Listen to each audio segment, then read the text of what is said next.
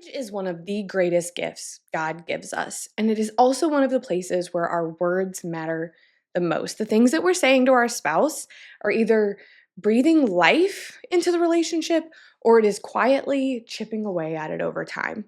And if we're honest, it's easy to slip into criticism or sarcasm or silence. I am speaking from experience instead of choosing words that encourage and build up and bring hope.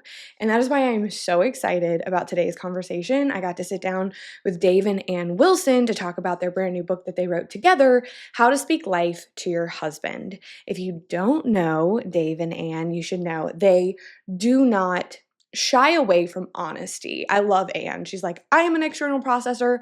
I'm going to say what I think. And they bring decades of wisdom from walking with couples in every stage of marriage and also their own marriage. And so in this episode, we're unpacking why and how our words are so critical in a marriage and the hidden ways that they can wound, the transformative power they carry when we use them to bless and build up. We're going to talk about the challenges that wives face as we can feel unseen or unappreciated, what you can do if your husband isn't leading spiritually, and just practical ways, I love tangibility, that we can shift the atmosphere in our home with the words that we speak. So whether your marriage feels steady and strong and you're in a great season, or if you're feeling like you need some fresh hope and encouragement, my prayer is that this conversation encourages you, equips you, reminds you that God really does use our words to bring life.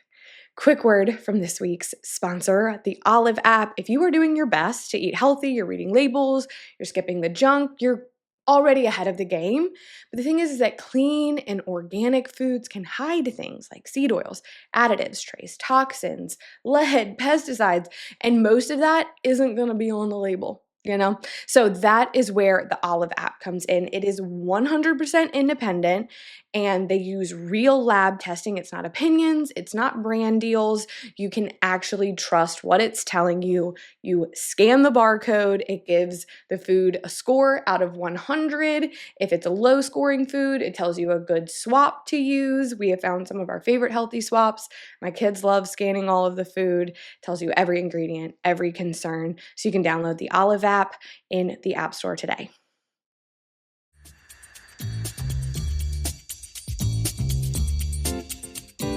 Oh my gosh, you guys, welcome to the show. Thanks. It's great to be with you. Good to be with you. I am really excited to talk about this specific topic in marriage. I love talking about marriage. I love bragging on my husband and talking about how marriage is good and you like muddle through the hard. I think this specific subject that your book is on and that y'all are talking about really is a root of a lot of issues in people's marriages, and maybe they don't even know it.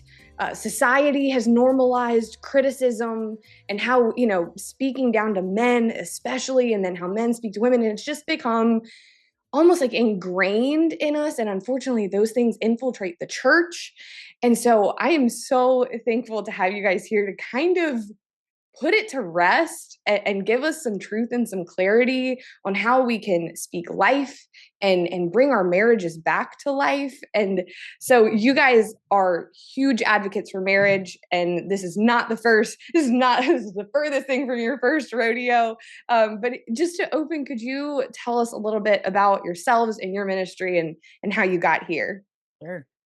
Yeah, we live in Detroit, Michigan. Actually came to Detroit in the 80s to be the Detroit Lions chaplain. So for 33 seasons, we were both chaplains. We had a Bible study every week and all kinds of things. I worked with the wives. We did a lot of marriage stuff. Yeah. That is so cool. Yeah, it was sort of what brought us to Michigan. And then I met a couple guys and we said, hey, we're going to start a church. And so in 1990, we started a church with 40 people that ended up going to 15,000. It was just this crazy, unbelievable ride. And while we were doing that, we were asked to speak at Family Life's Weekend to Remember marriage conferences. We had gone to one as an engaged couple. That's all we knew about Family Life. We got asked to speak. We started speaking for them. And then about 8 years ago, Family Life said, would you guys consider being the host of their radio show, which is now a podcast and a YouTube show, called Family Life Today. So I just did the numbers. We have now done 2,080 Is that right? podcasts with Family Life Today, which I didn't That's even so realize. many. It's a 5-day-a-week radio show, but now it's more like what we're doing right now. We sit in a studio and we interview marriage and family authors and speakers and talk about marriage and family issues. And all the time we're doing that, we had 3 sons and they're all married with 7 grandkids. And here's what he didn't say is that during that time of starting that church, and honestly, we almost lost our marriage. Yeah. We're in ministry and stuff, so you think we'd have this great marriage. We struggled. I just didn't want to bring all that part up. I do. Talking She's about like, the let's go. Let's do this. I usually bring up that stuff. And so we struggle, and every marriage has its seasons of being at the peak and being in the valley. And we've been in some valleys, and it was hard. We almost lost our marriage, which was our first book called Vertical Marriage. And then we went through another hard spot of where I was like, oh, this is me. This is my thing. Mm, New book came from How to Speak Life to Your Husband When All You Want to Do Is Yell at Him. And I wish, especially when we were newly married, I wish people were talking about the struggle, Mm. because I think we assume sometimes like, oh, they have great marriages. Everybody has a great marriage but us, and we're horrible.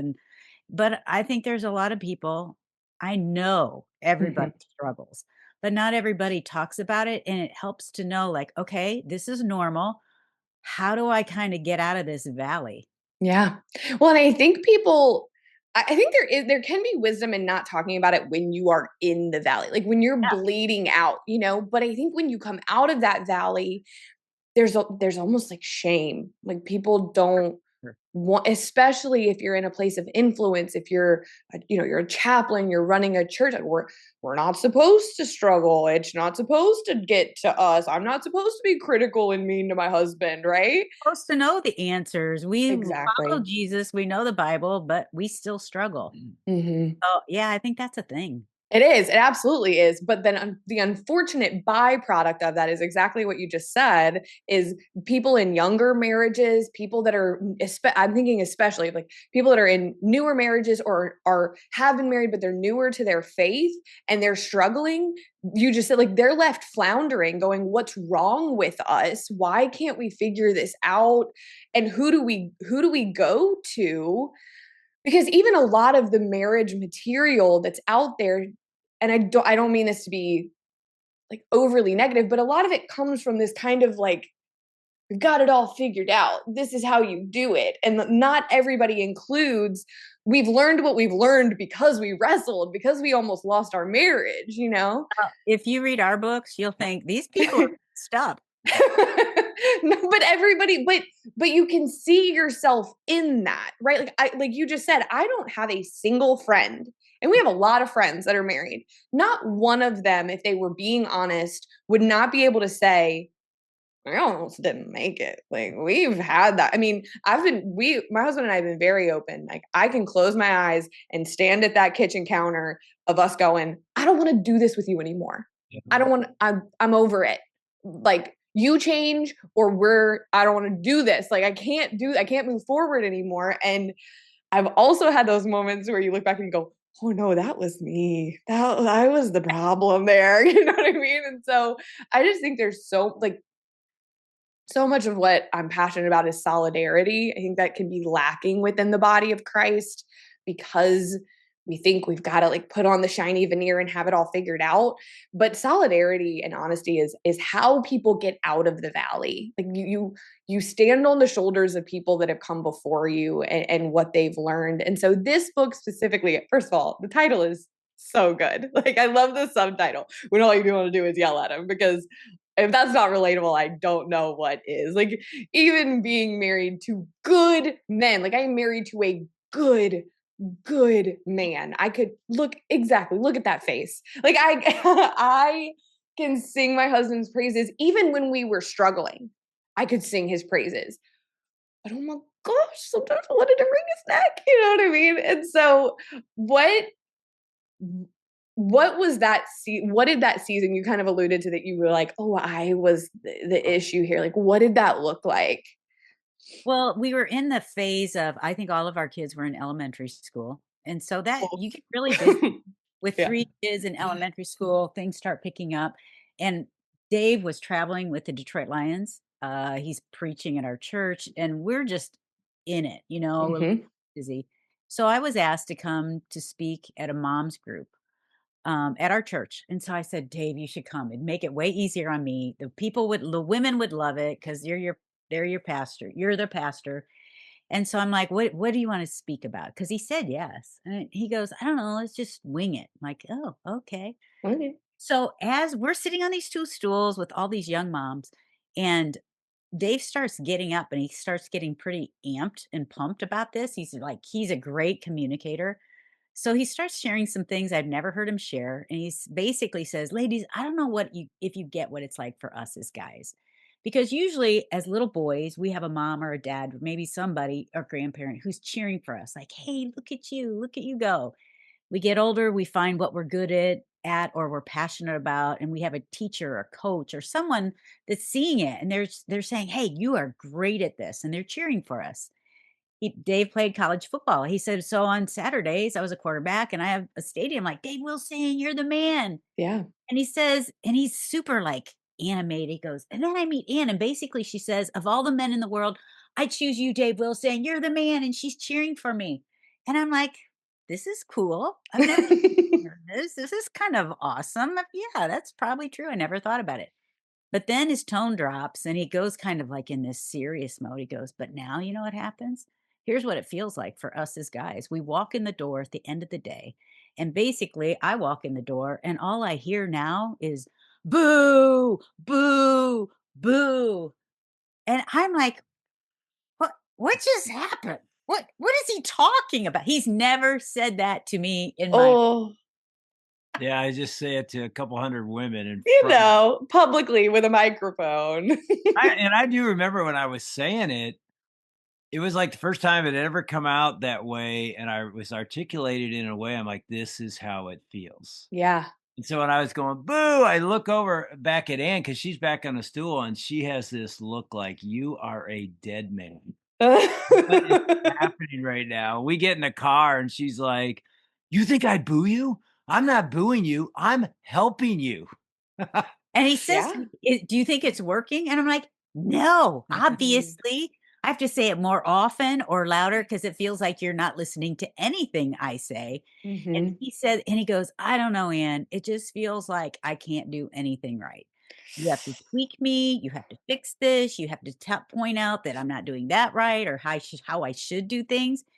And he said, I know you love me. I just don't feel like you really like me. And honestly, I was like, yeah, well, that's probably kind of true Yeah, sometimes. like, you're like, "That's fair." That's fair.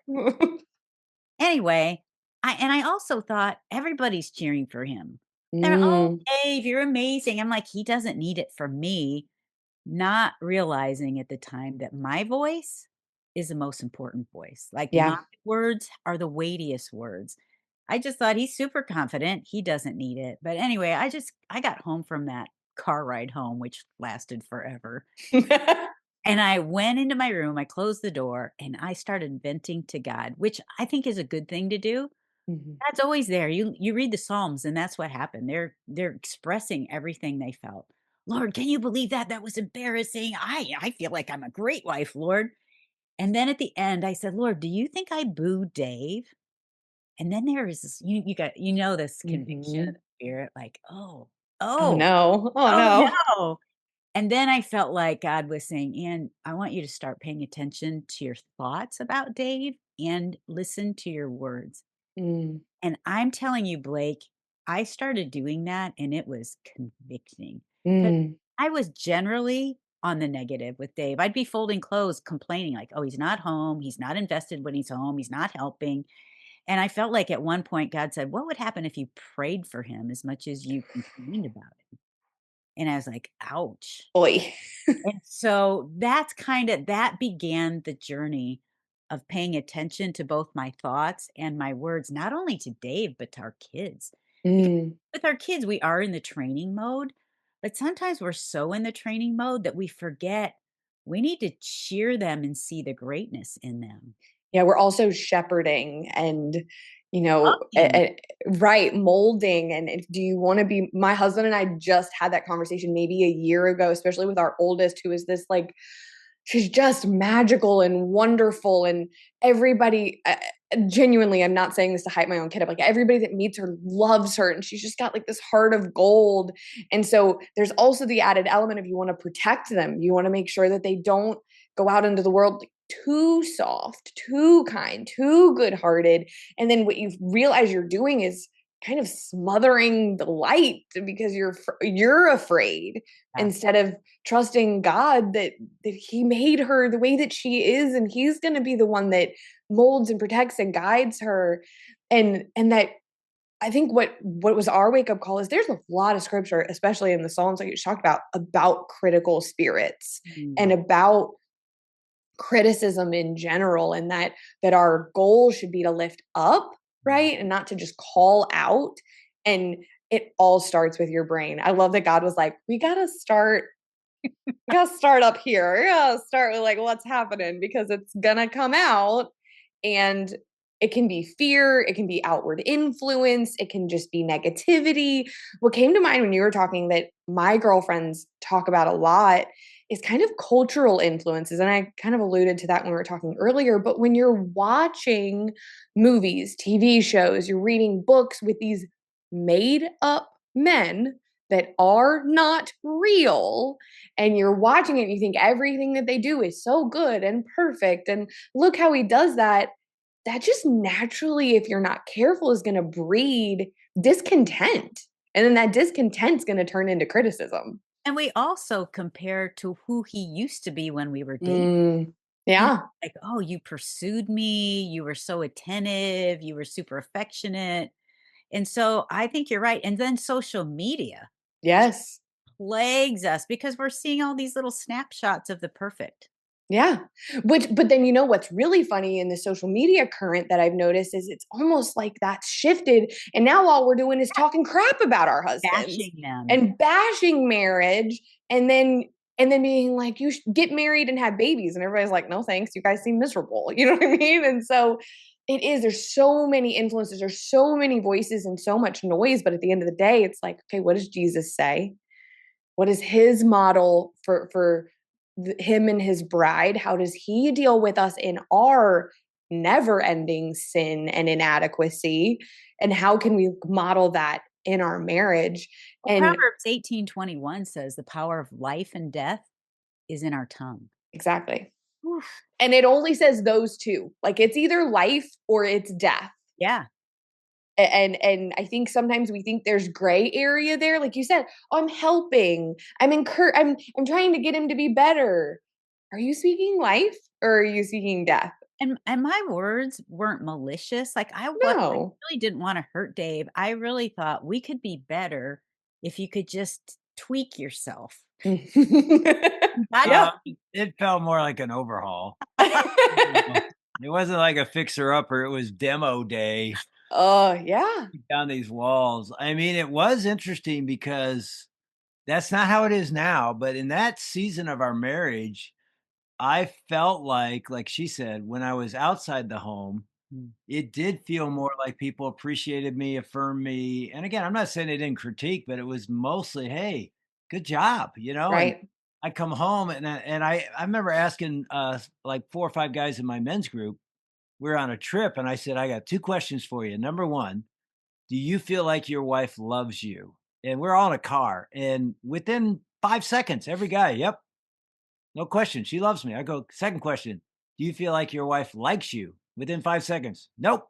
Mm, Every single guy said, "Nope." And then they're like, "Wilson, why are you asking this?" I'm like, "'Cause I feel like I'm loved by Ann. She's not going anywhere, but I feel I disappoint her every day." And that was the word. They're all like, "Yeah, my wife's pretty disappointed in me too." And I hear about it. And so in some ways, I think we think it's gonna motivate us, That's what I thought. Oh, and yeah. oh, this'll motivate him. He's gonna be like, "I'll show her." it Uh-uh. it doesn't work that way. It sort No. of motivates, and I'm like, "Okay, we'll see you later, because out there, they like me. I'm gonna go." Exactly. Why would I want to be home if Yeah. all you're gonna do is critique and tell me how I could be better? Because this is something you touch on in the book. and I've heard you guys talk about it, that like you're not talking about not confronting issues. You're Right. not talking about addressing problems, right? Like Jeremy and I have been very open. There was a point, and I'm not telling a story that he hasn't told himself, that like his testosterone levels were non-existent, and I am on him. You have got to go to the doctor. You have got to figure this out. You're falling asleep walking in the door. And I'm not going to lie, like I turned into a nagging wife because the man wouldn't budge. He has his own like issues with the medical system, and so do I, and I get that, but I was like, we're dying. Like we are fault. We don't have a leader. Like there's chaos because you're a shell. And I'm not gonna lie to you, I have no regrets. I have no regrets on the fact that I stayed on him, because I was also praying. And I know that he'll tell you now he would have never. Like he probably would have just let his health continue to deteriorate because he had never been taught how to take care of himself, or how to, move forward with help in general, but that is the one and only in our 15 years together example that there was an issue that needed to be addressed. And I was praying about it and talking to him about it, but I can tell you 20 others where I can look back and see how wildly out of line I was. Well, and that's the thing. I think we as women, we don't want to become these women who lose our voices. Like, oh, what do you think, honey? Because Mhm. God equipped us and made us to be a team. That's part of Mhm. the design, that we stretch each other, that we push each other. And so it's not that we lose our voices. It's just that we've poured enough deposits of speaking life into them, Yep. that if we want to take a withdrawal and say, hey, let me share something that I've really noticed, or that this is really hard, then they're more open. When you say that that was a big difference for Yeah, I mean, and again, this didn't change in a week or a month, No. as we say in the book. It was years, but she did go. I mean, there's nobody in my life for the last 20 years that cheers me more. She is my biggest cheerleader. She believes in me. She trusts me. She affirms me every single day, even to the fact that I'm not as good as you say I am. I'm like, You're like, now we're overdoing it. exactly. But I mean, when she started praising and calling out the good and speaking life, it motivated me. I want to be better. I Yeah. was running home. I run home now. I'm not running away. I'm like running home. And that's what every wife wants. And so you gotta, you speak life, you build up. And then when you have to speak a hard truth, which has to be said, and this is the best person to say it because she's your partner, you speak it and he's going to hear it much better because there's so much good coming from you. And now you're going to say, hey, you're not going to like what I have to say here, but I have to say it. Boom. He's going to respond. But if that's Yeah. all he's hearing, he's going to withdraw or he's going to respond in anger. It's going to be one or the other, or shut anger down. or withdraw and shut down and either leave or just shut down even in the house. You're just like, he's not Or go find that attention and praise that he's looking for somewhere else. And that doesn't make it okay. right. But Yeah. that's a part of this conversation. And I'm Right. not a person that can fake it, because I've had women say, like, and here's what I felt like God was saying. He's like, I felt like he said, and here's the prayer. God, show me the greatness in Dave. Mm. Show me the greatness in my kids too. And then say it. And I'm like, I'm not the person that can just fake it. Like, oh, you're amazing. And so I had to first of all pray that prayer, God, show me the greatness. And I started simply by saying thank you today. That's huge. And this is so prideful. This is the part that I told Dave, I'm so scared to have this book published. It just shows how sinful I am and messed up. Because here's why I wouldn't say thank you. Hey, hon, thanks for taking the garbage out. Like, that's a simple thing. You can expect Mhm. them to say it. Like, why should I say thank you? I wouldn't say thank you, because here's what I was thinking. Who thanks me? Mm. I do everything around here. Nobody's patting me on the back or thanking me. Do you see the arrogance of that? Oh, Yeah. so ugly just to see that part. That's why I didn't thank him. Like, I'm doing so much and I'm not appreciated. And yet, here's the thing, that God is always cheering for us. He always sees us. And when I have women say there's nothing to cheer, I would say he's Mm. in God's image. Maybe he doesn't even know, Mm. but he's made in God's image, and God has put some really good things in there. You married him because you probably saw something. Exactly. So look for those things and then maybe text them if you can't even say it, text him or say thank you. Or this one night, we were eating dinner. This is when I'm just trying to get into this. It was a whole new habit. And so we're eating. I'm like, hey guys, before we even pray, I just want to say, Dave, thanks for working so hard. Mm, Honestly, you worked super hard. And before I'm like, you're never home because you're working. Now, right. thank you for working so hard. Your work ethic is amazing and you provide so much for this home. Thank you. And he he was like, "What is happening right What now?" is going on? I mean, I remember her doing that, and behind her on the kitchen hutch is a book about this, how to respect your man. And I'm like, she's Something. just doing what's in that book. But all I know is my chest started to pump out. Mm, I'm like, it felt so affirming. I'm like, I am the man, aren't I? I didn't say that, but it felt so good. And I was like, wow, that is powerful. And that goes both ways. It isn't just wives Yes. mhm, to husbands, it's husbands to Yeah. wives as well. And on the other side, I don't know how many men are listening right now, but the other side of this is, guys, I'd say step up and be a great husband, because we get lazy in our romance, we get lazy in, affirming our wife.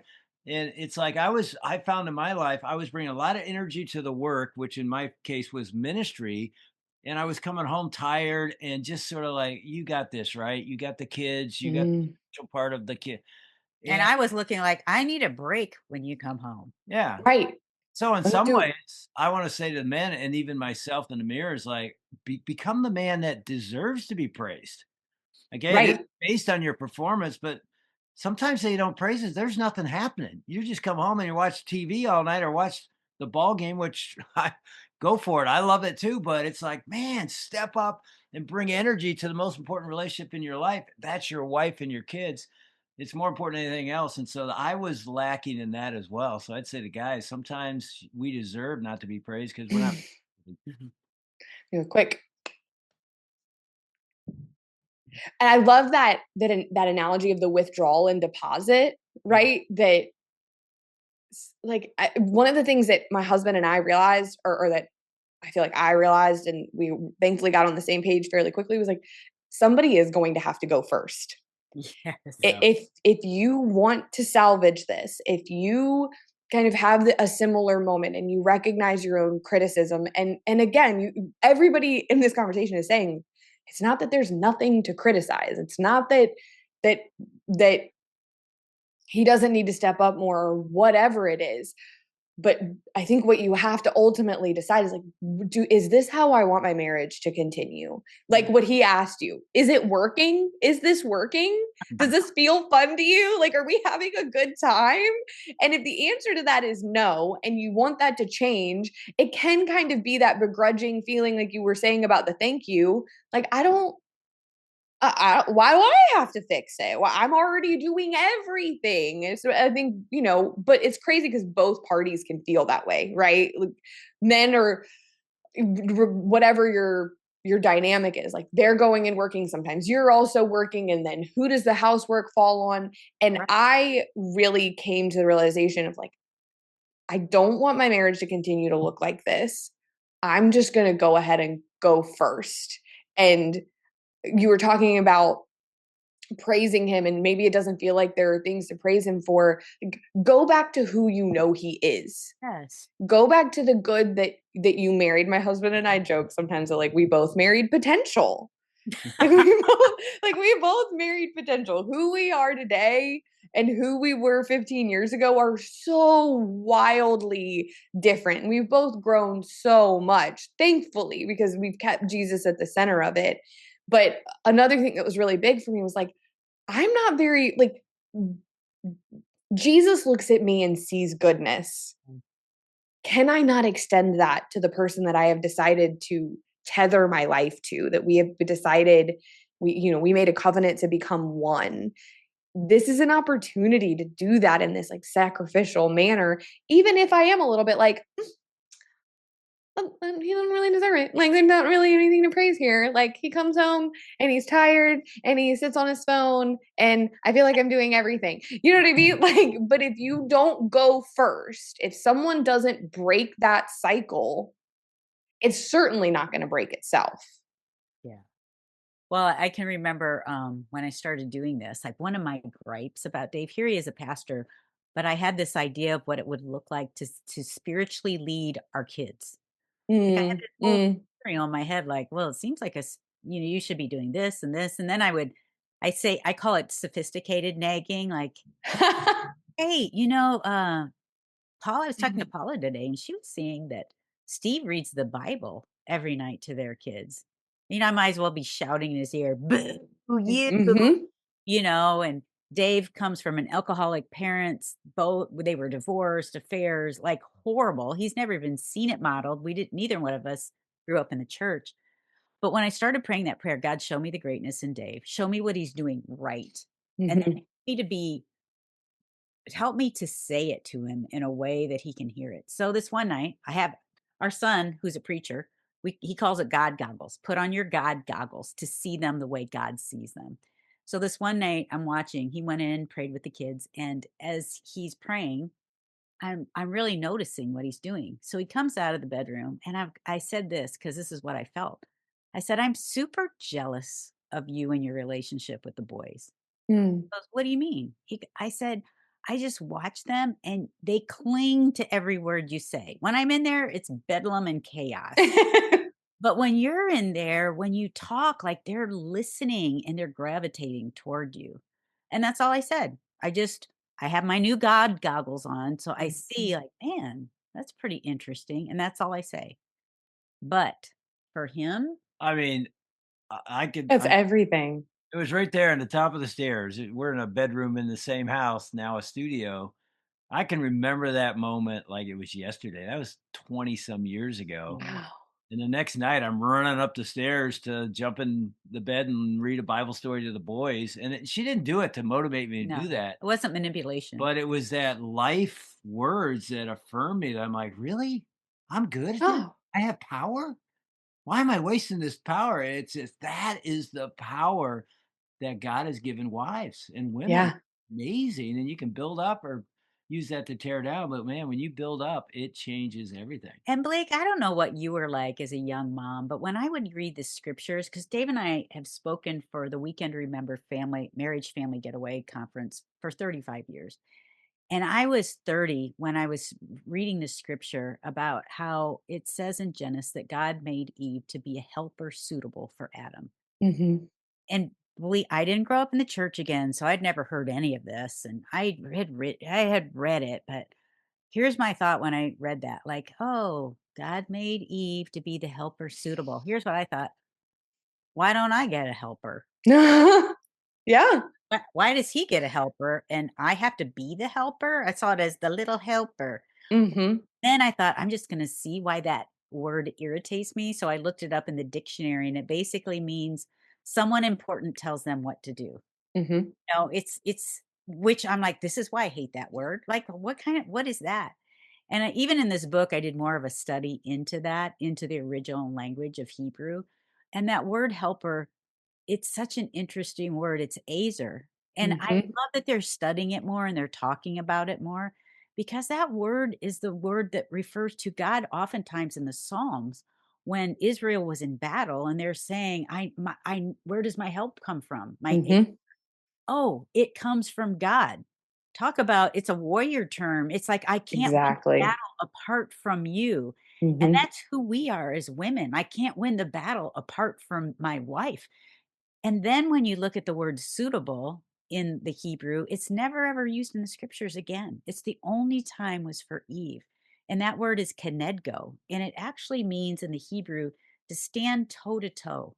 Mm. I like that because when we stand toe to toe with our husbands, it's like and we get to do this radio podcast with all these incredible authors. And so I'm like, what does that mean to stand toe to toe? I think this one guy, what's his name again? She could never remember Dr. Myers. I never He's in your book. know. He was sitting at we're having lunch and after our podcast with him, and he just said, he's sort of a Hebrew scholar, and And we were telling him about the book and what we're thinking. he said, it's like when a husband looks in his wife's eyes, he sees the man that he can become. Mm. And that was a Mm. simple way to say it, because often we look in our wife's eyes and we see disappointment and the man she thought we would be, but we aren't. And he's like, no, a kenegdo means you're standing toe to toe. There's times where she speaks hard things Hard at you, truth. but she's there as your helper as well, and you're her helper. And it's like, that's powerful. When That is I powerful. look in Anne's eyes now, I see greatness in me. Mm. Yeah. We want to become a better and greater man. Well, and I think in part, like what enabled that was Anne, having an understanding of what your role is to Yeah, play.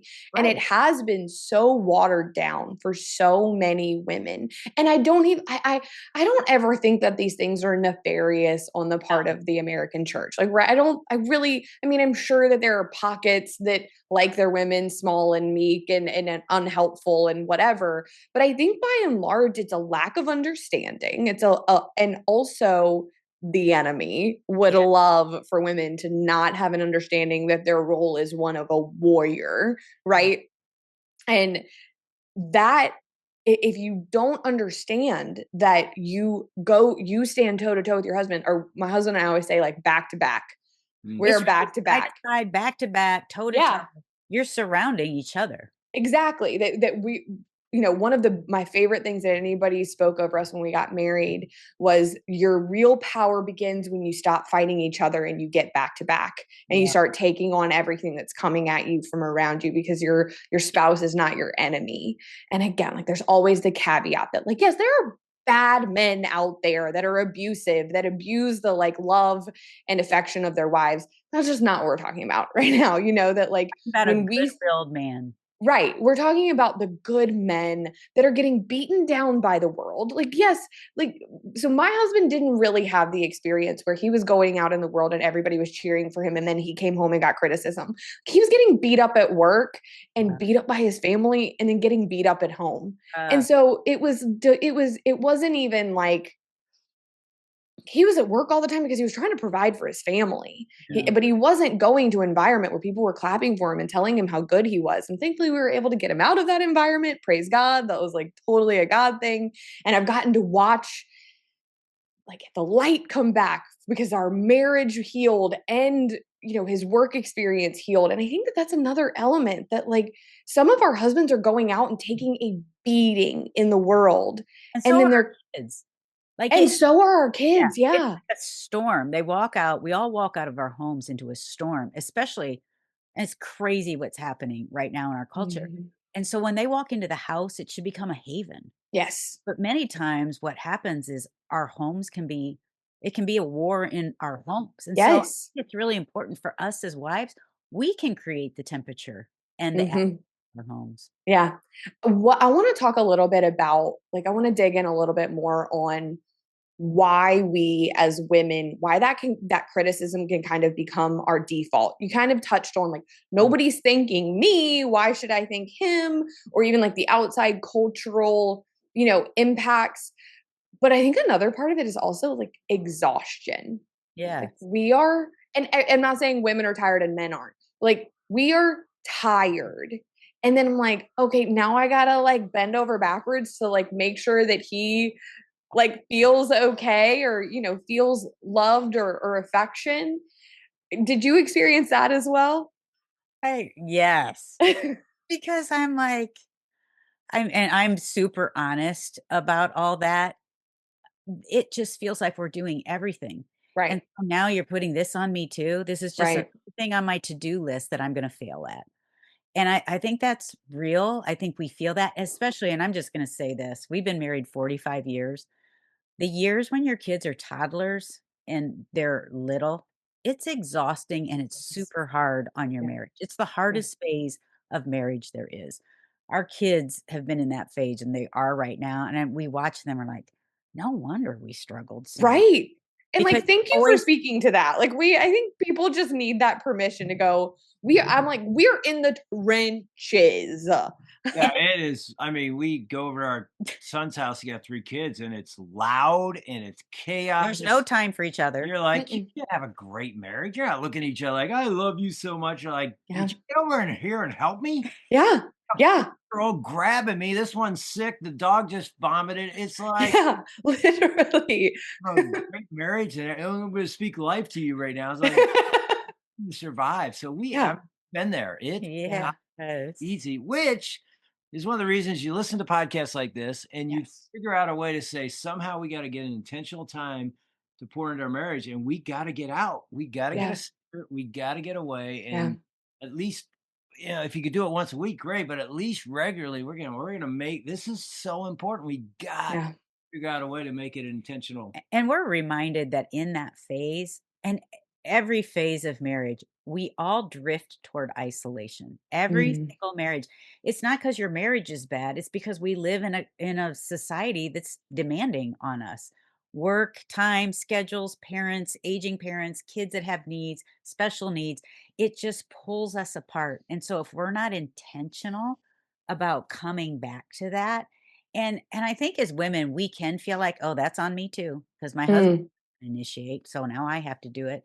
I think the thing that I realized was it's not my complaining that would help me, because I Mm. could even be complaining in my head that martyrdom, I do everything. Yes. I have to take care of all these things. And I think what I realized is part of it's that they're talking about it so much more. And I don't even talk about in the book as much, but that heart of gratitude. Mhm. I was walking yesterday and I was kind of going through all the heavy things right now in my life. And I was looking down at the sidewalk of all the cracks and all the junk. And I felt God say, Ann, look up. Look. Mm. And I mean, the leaves are starting to change color in Michigan. The sky is this vibrant blue. And it was a reminder like, man, I have to keep my eyes on Jesus Yes. and on him and even the good things that are going on in my life. And I started thanking God. God, thank you for Dave. Thank you that he's a good man. Thank you. And so That's even why you came home in a better I mood. did. I Right. did. And when I talk about this in the book, we create neurological pathways in our brains. I love the brain science that create this negativity. And it took me a long time to create new neurological pathways Yes. of seeing the good. And so in Romans 12:2, when it says, don't be conformed to this world, but be transformed. How?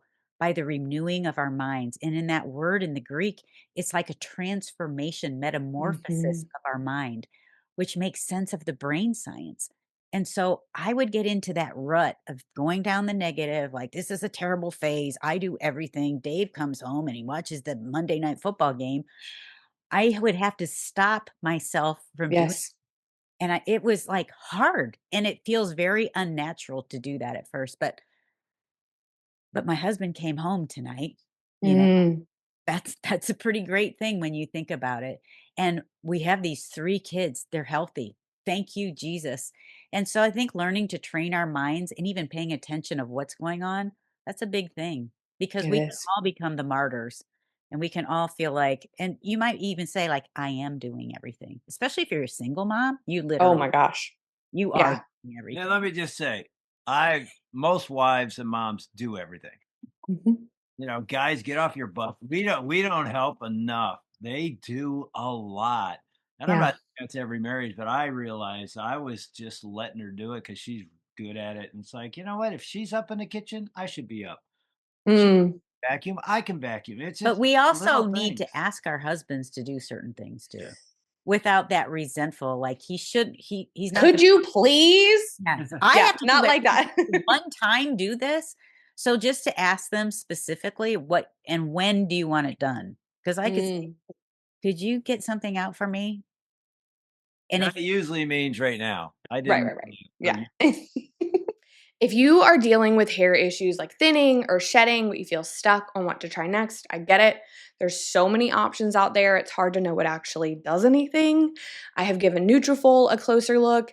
It is physician formulated, clinically tested, recommended by dermatologists. It is actually the #1 dermatologist recommended hair growth supplement brand, trusted by over 1.5 million people, and it is peer reviewed, study backed. and NSF content certified, which is like the gold standard in supplements. So you can see thicker, stronger, faster growing hair with less shedding in just 3 to 6 months with Neutrifol. And for a limited time, Neutrifol is offering our listeners $10 off your first month subscription and free shipping when you go to Neutrifol.com and enter the code Blake. That's Nutrafol.com, promo code Blake. Nutrafol.com, promo code Blake. And if Dave doesn't do it right now, I'll do it with a huff like, well, here again, I asked and he didn't do it. Yeah. So be I specific. will aggressively take this trash out now. And I'm going to make sure he hears me and I slam the door when I come in. Literally.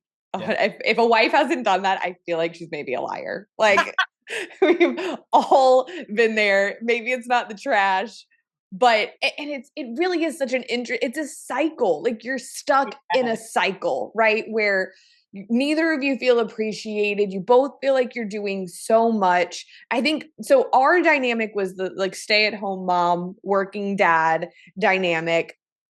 I'm home with these freaking kids all day. They won't stop touching me. They won't stop asking me for things. I have not even gone to the bathroom by myself. You haven't gone to the bathroom alone in years. No, in years. And yes, like he comes home and he's exhausted and I can cognitively get that, but so am I. And I'm looking at and all of these things that need to be done. And another mindset shift for me that was helpful was that's my gifting. My gifting is running this home, seeing what needs to be done, paying attention to those details. And I had the decision to make to move into that as a victim of my circumstances or ask for help. And another big thing that I advocate for so much on my platform was teaching my kids how to help.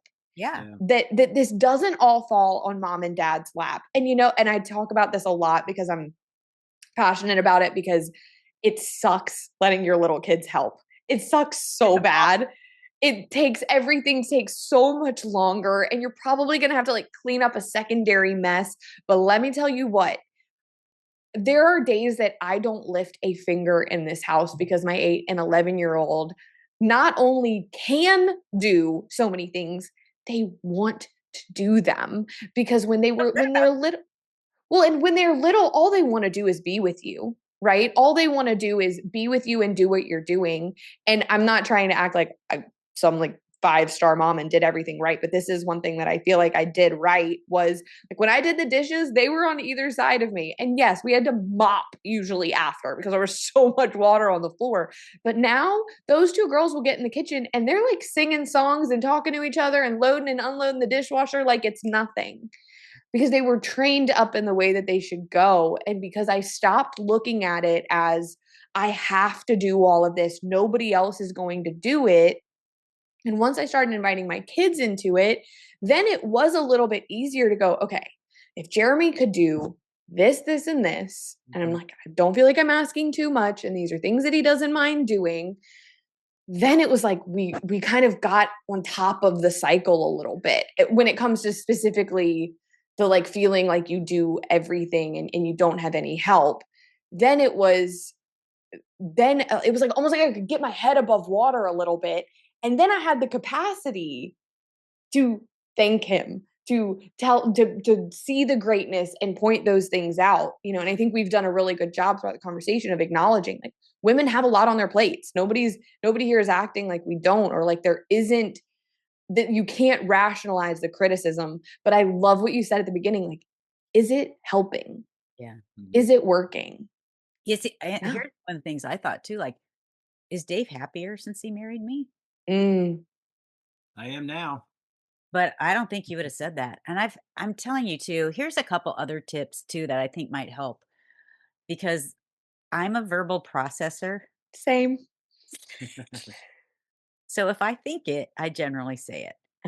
That can get me in trouble. Some of you, maybe you're not, maybe you're one of those people that hold it inside, but it leaks out.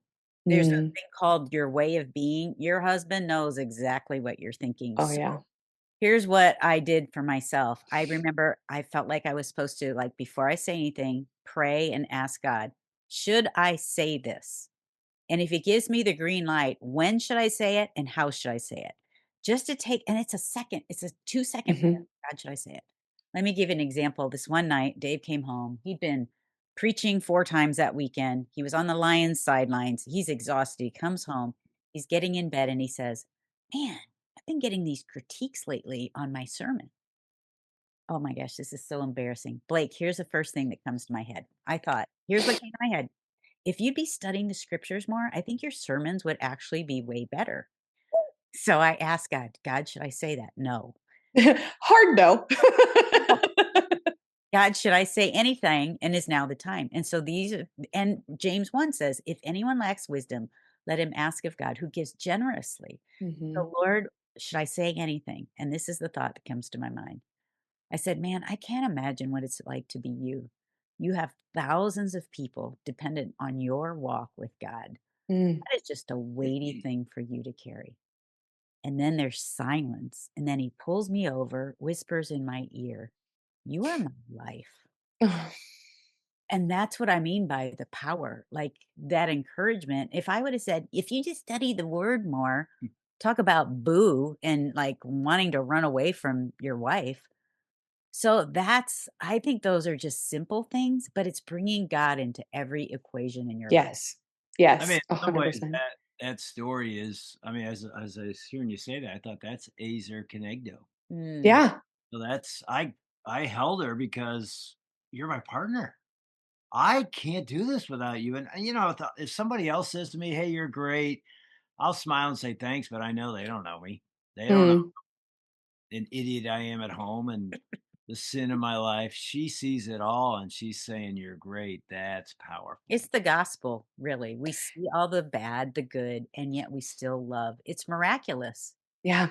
Yeah, and I love that neither of you are painting this as, like, the easiest thing you've ever done, but the most impactful, Yeah. and that it has inspired radical change in your marriage. And I think, like, I'm sitting here saying the same thing. That I mean, that's really why I was so excited to sit down and have this conversation, because this was exactly the turning point for Mm, my marriage. mm, Was I kind of had my own moment of like, is this working? Is this like, does this feel like it's like, are we moving in the direction that I want our marriage to move in? And as I said earlier, like sometimes you have to go first, even if you're like "Meh," about it, that you do, but that it really comes down to taking your thoughts captive, and that And I not everything you think has to be said.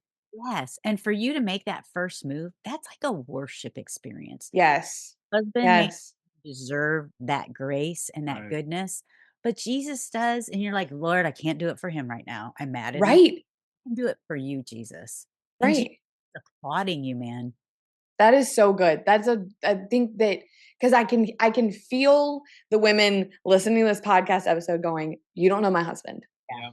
Yep. You don't know my husband. He's a freaking bump on a log. He doesn't do anything. He's not kind." Oh, What if how your easy. husband became the very thing you say to him? Mm, Do you know what Right. I mean? Like, I feel like Dave's changed so much. I stopped booing him, and I still speak truth, believe me, I can't help myself. But when you see what they can become, they wanna rise to that. I'll end with this story for like, this is the last story I'll share. But my friend who had 3 girls, little, like, going through the same thing, husband's traveling every single week, he's never home. She's complaining, we're walking and complaining about the whole thing, and I said, "Michelle, I've walked through this. I think that you're complaining about it is probably making it worse." Yeah. She goes, "But he deserves it." I'm like, I know, girl, I'm with you, but let's pray and ask God to do a miracle." And she goes, "My words, I'm not great with my words, but I could write something or text him." And so she started a journal, and her prayer was the same: "God, show me what Rob's doing right."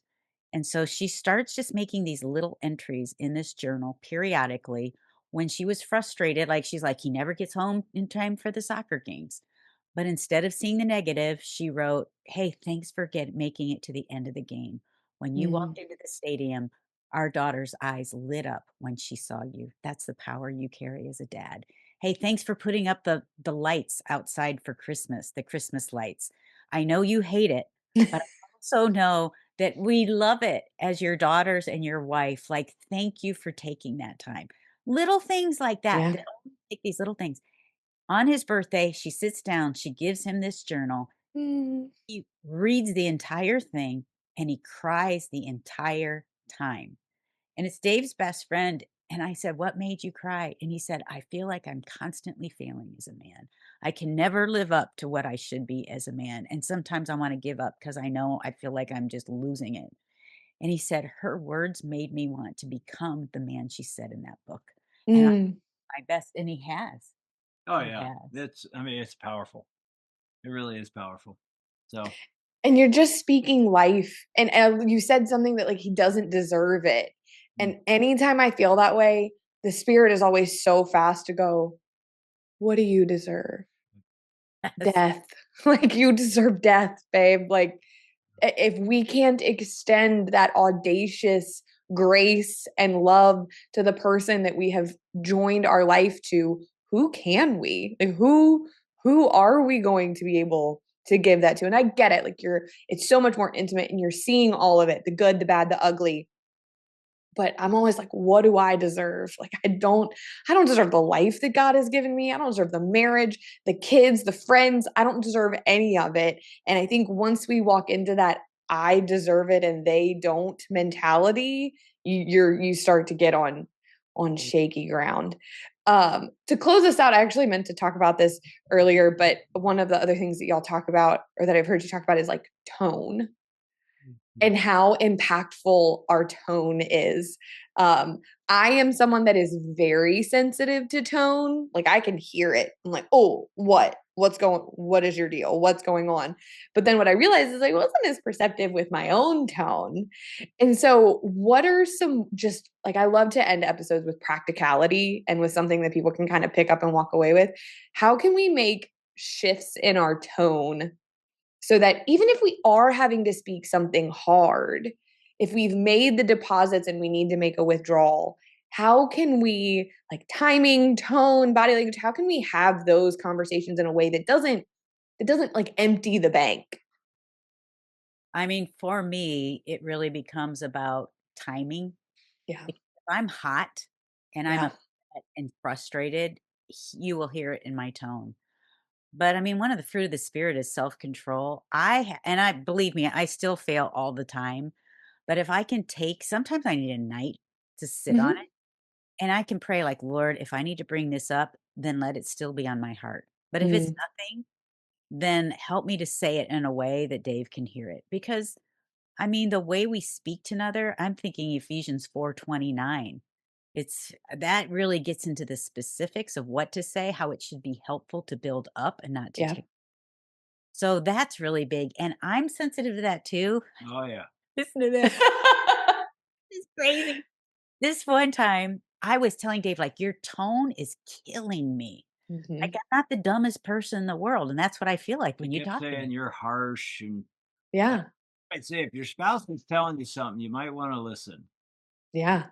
Kept telling me that. I'm like, I'm not harsh, and even the way I responded, well, but is like Exhibit A. We go down to her parents when our kids were little, and we had this little video camera. This is back when it was on a Yeah. VC. It's a Like big your old parents.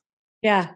new camera, and we're videoing the kids, and they were there with their cousins, and it was on a tripod, and then um, it's so ways I go over and turn off the video camera, and later we decided to show this to her mom and dad and her brothers. They're all there.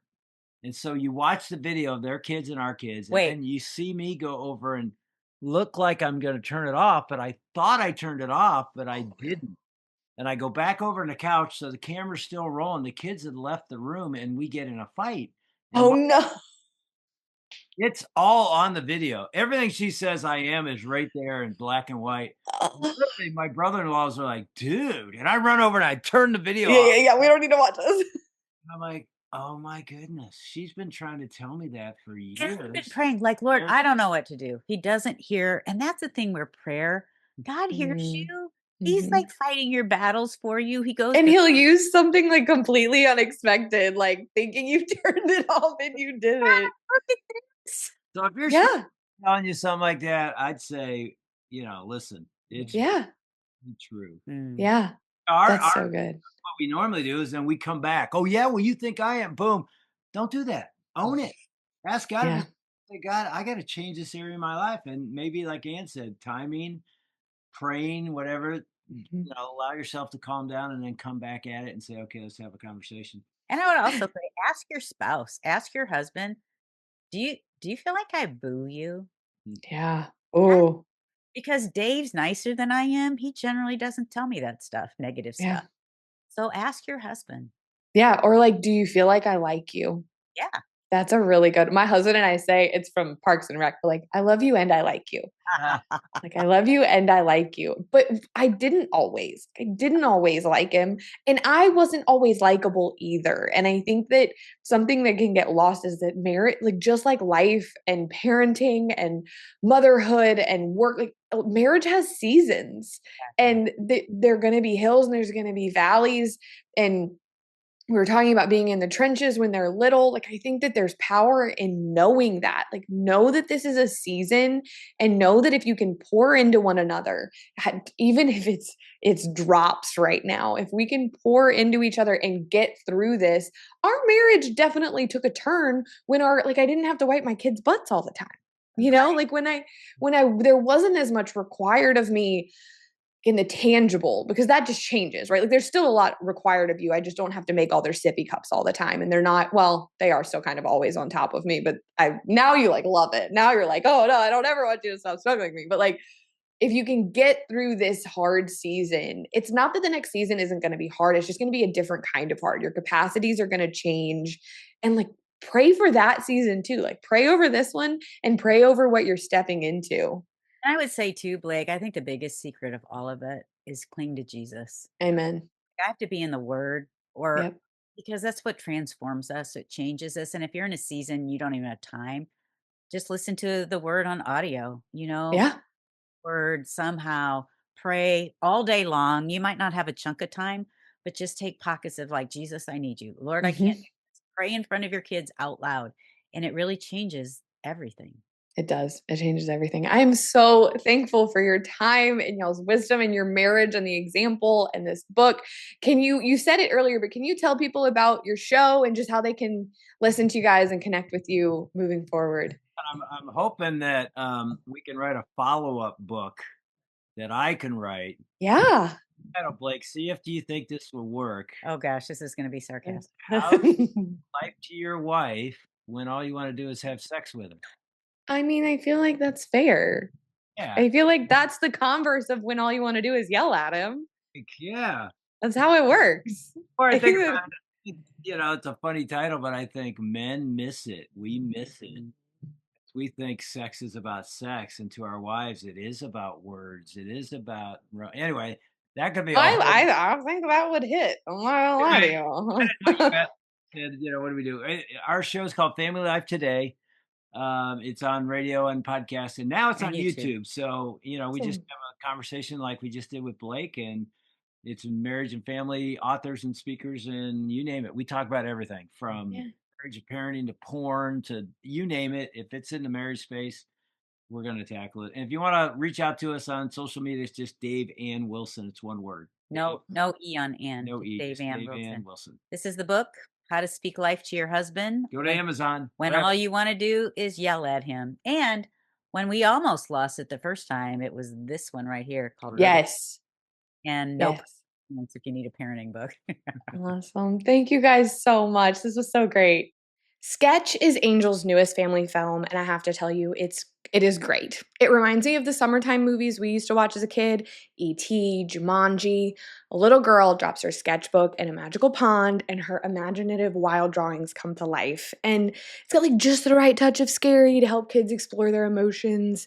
What I really love about Sketch is that it's reminding parents and kids that we all carry big feelings, and together we can process it and move forward. And when you support Angel, you're supporting like more good movies like this that we can actually take our kids to see. And when you become a premium Angel Guild member, you can get 2 free tickets to see Sketch in theaters theaters, and full access to Angel's entire streaming library. We love them. We watch a ton of their stuff. It's super uplifting. So you can go to angel.com/Blake, become a premium Angel Guild member today, get your sketch tickets, take your kids to see it, and also enjoy the full library. It's awesome.